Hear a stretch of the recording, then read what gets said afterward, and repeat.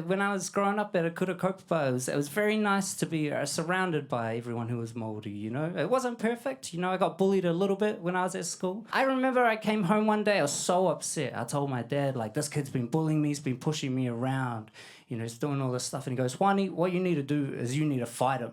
I was like, oh, you know, because I was expecting maybe like a hug or... No, he's like, you got to stand up for yourself, okay? It's not the size of the dog in the fight, it's the size of the fight in the dog, is what he told me. You know, and he was like, you're going to go up to him, you're going to give him this whole speech about why you're fighting him as well. And I was like, Dad, I watched Dragon Ball Z, okay? I do know before a fight you are supposed to do a monologue.